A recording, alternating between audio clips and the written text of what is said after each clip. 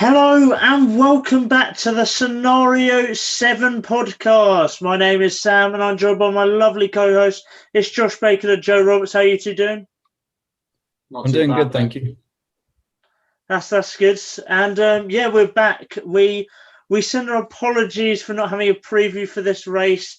We were unfortunately busy. I had a lot of assignments doing this week in my second year at uni, and Joe decided to go out and get drunk. So we send our apologies for that. But we're back with a review. We've all watched the Portuguese Grand Prix, and it wasn't the most exciting. First of all, guys, what do you think of the race overall? I think it was a falling asleep Grand Prix, isn't it? It got quite interesting. I think midway through the race when Bottas and Lewis Hamilton and Verstappen following each other. And then when the pit stops came in, it was just very boring race. And the midfield battles, which usually support when Mercedes were dominating the past few years to make the Grand Prix interesting, but it just wasn't. The midfield battles weren't particularly interesting as well, so it made the race just very dull and boring. Yeah, I agree with Joe. It was hyped up because of last year's race where I think there were like over 50 overtakes because the differing conditions had never been there before. So yeah, it was really boring to be honest. So it wasn't the best of races to get fans to come and watch F1. Yeah, I mean we normally do a lap by lap like run through, but the only thing that really happened in this race was in lap 2, and that was Kimi Raikkonen hitting Giovinazzi. I mean, what was Kimi Raikkonen doing? I think it, like they said in the commentary, I think it was the slipstream. So he didn't think he was as close as he was, and then he's just clipped his front wing to his back tyre. But yeah, it was like a rookie's mistake, wasn't it, from Raikkonen? He was the most experienced driver on the grid, so you don't expect it to happen. But yeah, it was quite funny to watch, though, wasn't it? Mm.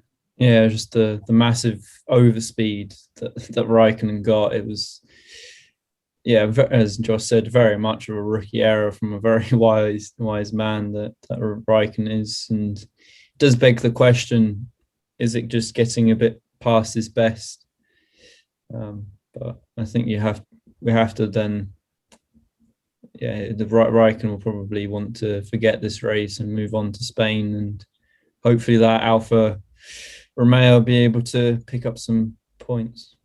Yeah, totally. I mean, after that, it was just Hamilton didn't have the best safety car restarts. Bottas really shot off and kind of caught Hamilton by surprise.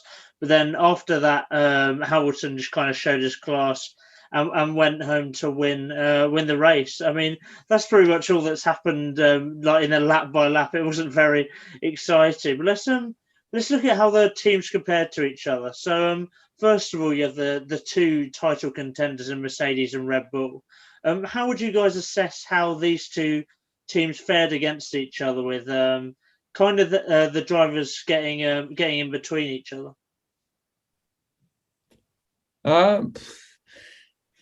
I think kind of Bottas kind of bottled in terms of like getting out in front of Verstappen and then kind of having very cold tyres. There's question marks that should Mercedes have brought him in slightly earlier in order to avoid that undercut that Verstappen did, and then his tyres would have been perfectly fine and they would have got a 1-2 out of it. And Verstappen just, as in commentary, has said that Verstappen and Hamilton have a killer instinct, and that's what Hamilton did on Bottas. I think it was on lap 20. I can't remember the lap. And the same with Verstappen when Bottas did that mistake. But it just begs the question: is Bottas fit enough to be in that seat in terms of handling the pressure? But again, you could look on the flip side of the argument that even if Russell was in that position, would he do better? And I from how Williams did in that race, I don't think he would have. I kind of agree with Joe with the Bottas points, but he did also get a little bit unlucky with I think there was an issue on his car when he was about a second or so behind Verstappen. It looked like he was gaining on him. He was going to overtake him, but then the issue came. He just dropped 4 or 5 seconds, and he couldn't gain it back. But other than that, it was just really comfortable for Lewis. Verstappen didn't really challenge him. Their car just didn't look like they had much race pace, to be honest. Even with Perez, he got stuck behind Lando, which then meant he was completely out of the top 3 race. So overall, it was pretty boring for both teams, but they'll be happy with the points they got, I'd assume. But yeah, even though it was just a really boring race. Yeah, totally. I mean, Hamilton was just superb. The Red Bulls, as you said, I don't think had the pace on Mercedes. The Mercedes car looked like it had the advantage over the race, especially. And yeah, but questions over Bottas. I mean, it's not the first time I said that. I still maintain I think it's his last year in Formula One. Despite him getting the fastest lap at the end, that was only because of Verstappen's getting ruled out for track limits, which is a thing that is brought up all the time and a lot of complaints about, especially this year. And then Perez, yeah, fourth, made his tyres last a long time. Did really well in that aspect last year with 50 laps, but yeah, just couldn't really make a push for the top 3. Moving on to the top of the midfield battle between McLaren and Ferrari. I think the best way to sum it up would be 2 really solid drives, a great recovery drive, and then Sainz dropping like a stone. Yeah, the Ferraris, they just struggled on the mediums.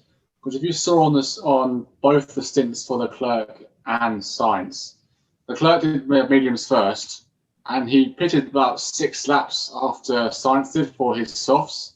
So it showed that they couldn't keep the mediums going or have any pace on them, especially when Sainz then went on to the mediums and then just dropped down from 6th to 11th.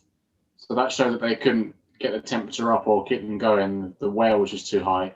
Then the McLarens, it was just a solid race on Lando, good battling on the softs, and then kept the mediums going till the end, which was good. And then Daniel Ricciardo with just an excellent race from P16 to, I think, P9, I think it was.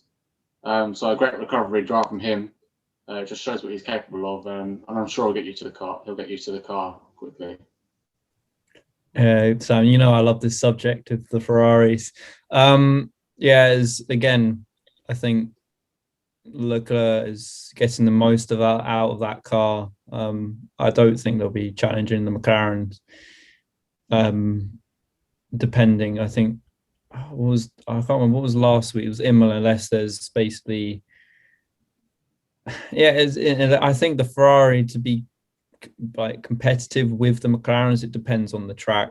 I think McLaren overall have a package to be a pretty much clear P3 favourite unless they bottle it like what Racing Point did last season. Lando Norris, I think, again, as Josh said, a decent drive. I think you can arguably say that he's, if McLaren give him a front-running car, he could potentially win a world championship and win many races. But Ricciardo, yeah, he surprised me in terms of how he got through the field. I thought he would got through the Alpines as well, which I think we'll discuss about later on. But it's one of those situations with Ricciardo now that he needs to improve in qualifying because he's got the race pace. He's clearly got the race pace, but it's just the qualifying is letting him down into order to get into Q3 or even Q2.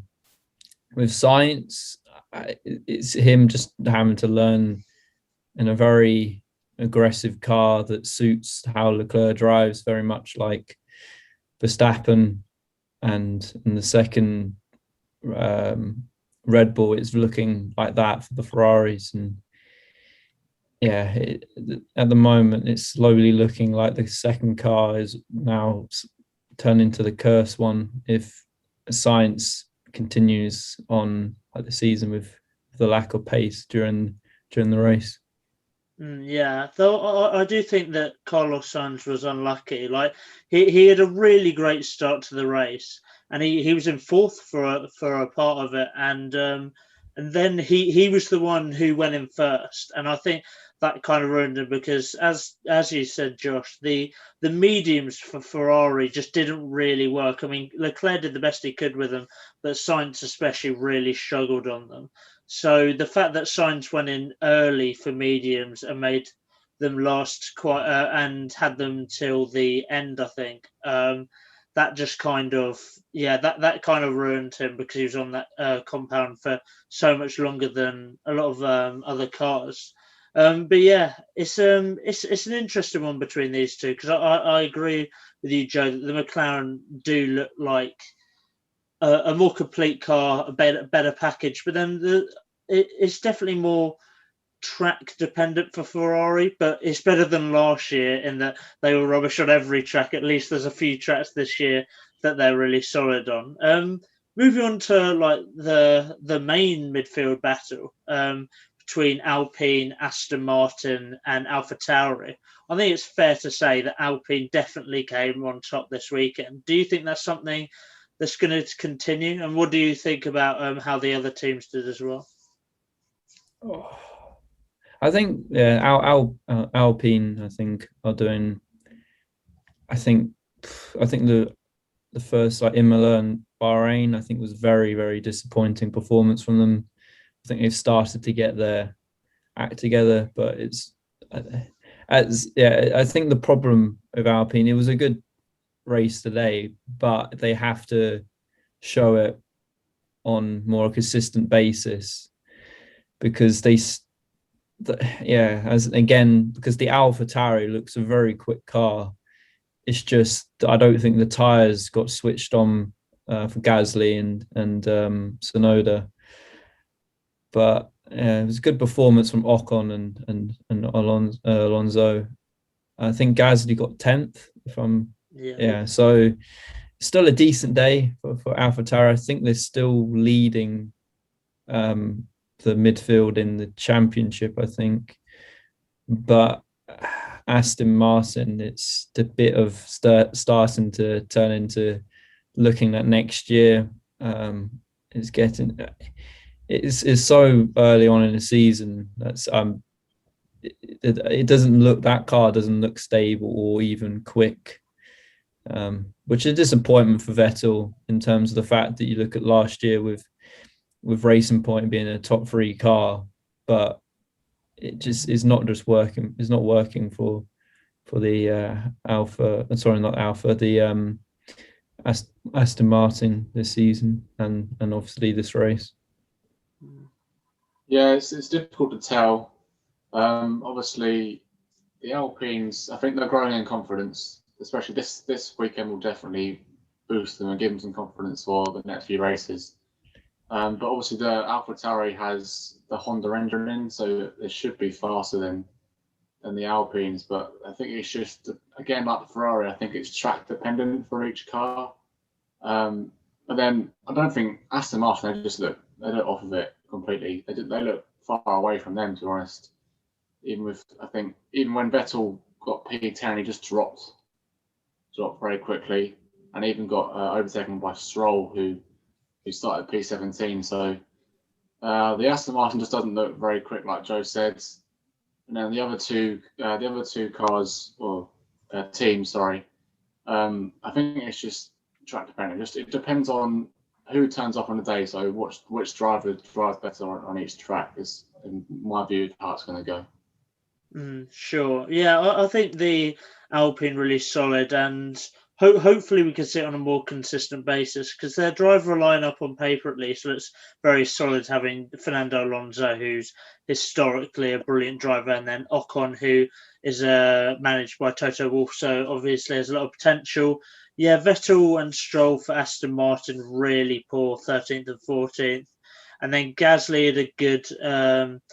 had a decent race in 10th, but could have done better. I don't think the Honda teams necessarily did as good as they could have done And then Yuki Tsunoda. It seems like every race, you hear a team radio where one of the mechanics is like, "Stop exceeding track limits. You've got so many warnings." And it's basically Joe on F1 2020, just track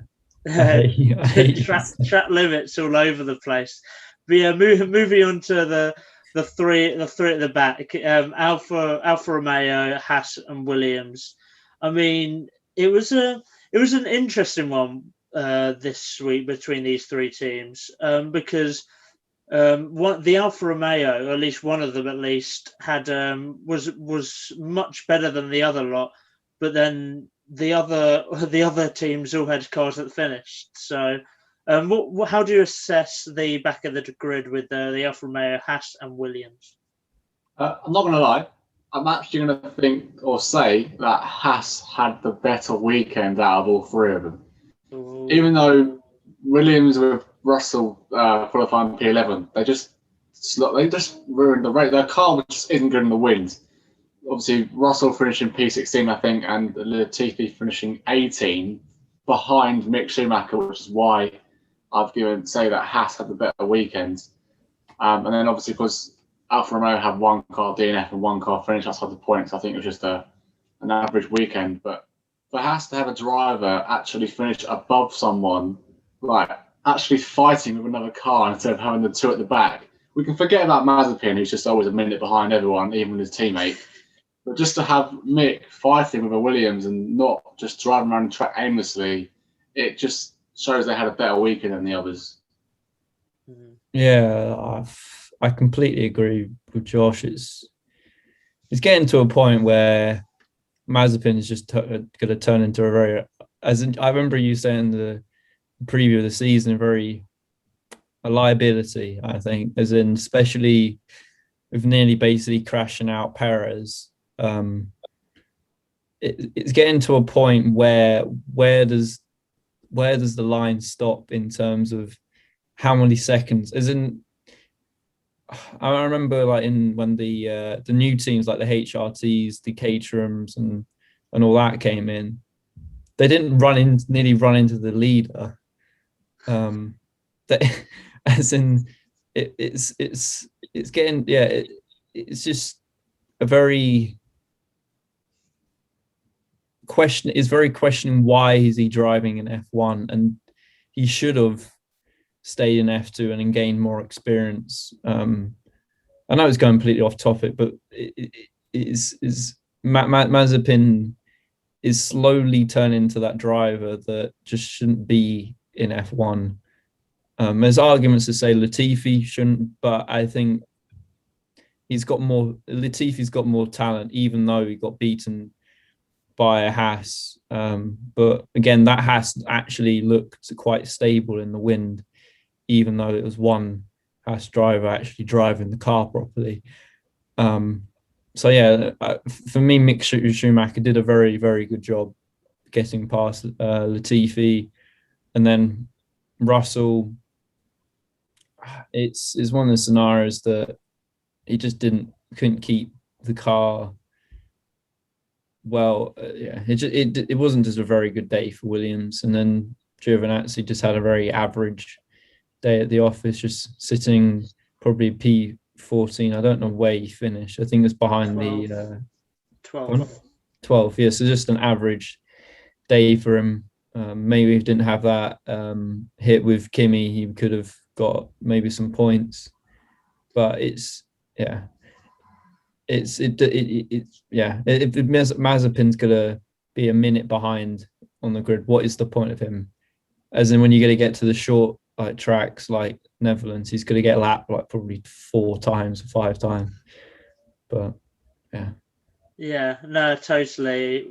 Schumacher in 17th is quite a big achievement, to be fair. I mean, the Haas car looks very poor, and I know the Williams' car really struggled this weekend, but still, Schumacher last week in Imola was a minute behind the back runners. Well, this week he finished in front of Latifi, which is an achievement, and he looks like he's growing into the car. He looks like he's slowly getting used to it and improving. I still don't think he'll really. I still think Latifi will finish above him in the standings. I doubt either will get any points, but I still think Latifi will finish above on average positions. But yeah, it's a sign of improvement, which is good. Giovinazzi in 12th is not bad, considering the other his teammate Kimi crashing out,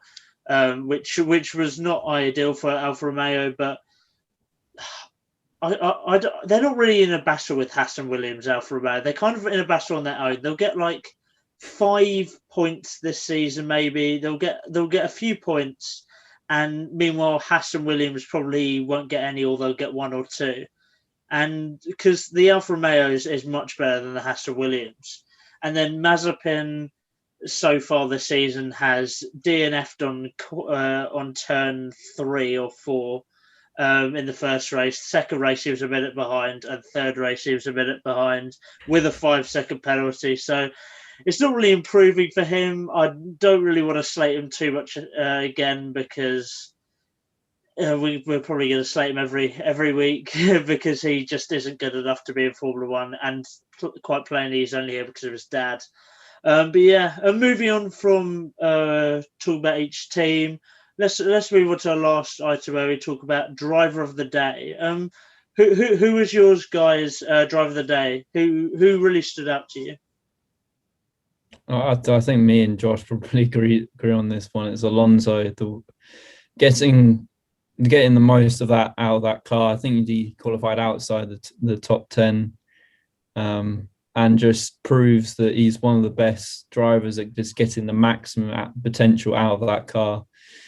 There was, you could say Ocon could have got my driver of the day because he went in front, but he did qualify, I think P6 or P6 or P7. I don't know what Josh is doing.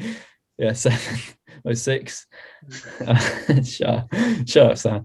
But yeah, it's. I think Alonso just did a brilliant drive, and for me, just deserves it. Yeah, I agree with Joe. And Ocon did qualify 6th. But yeah, I agree with Joe. Alonso was my driver of the day. Qualified P13 outside the top 10. Finished P7. He made some great overtakes on the way. I'm not sure who it was. I think it was Sainz, but that was the pick up on the overtakes of his race. But it was just solid, and he showed pace because at one point he was lapping of the same times as the top 3. So he certainly had pace in that Alpine at some points on the track. Yeah, I've gone for the Honey Badger. I've gone for Danny Rick, 16th to 9th. He had a nightmare in quali. He really did. I mean, not even getting into Q2 is very poor. But finishing 9th is very respectable. Got some points for the team. He still doesn't look fully there in the car. I don't think he's fully got used to it. And a lot of people are starting to question him, but it's the 3rd race of the season. I think he'll still end up being a good choice for McLaren as the season goes on, but just give him some time. But yeah, 16th to 9th is really solid. And shout out to my boy Checo Perez, P4 and unreal tyre management, over 50 laps on that tyre. So shout out to him. But yeah, Danny Rick is my driver of the day. And that wraps up the podcast review of the Portuguese Grand Prix. Thank you for watching and listening. Next week we will have a preview as well as a review. This time it should be around Spain, the Spanish Grand Prix, which has been newly formatted, so won't look the same as it has in recent years. But yeah, thank you for watching and listening. Thank you, Joe and Josh, for joining me. Yeah, thank you, Sam. No problem, Sam. And we will see you next week. Thank you.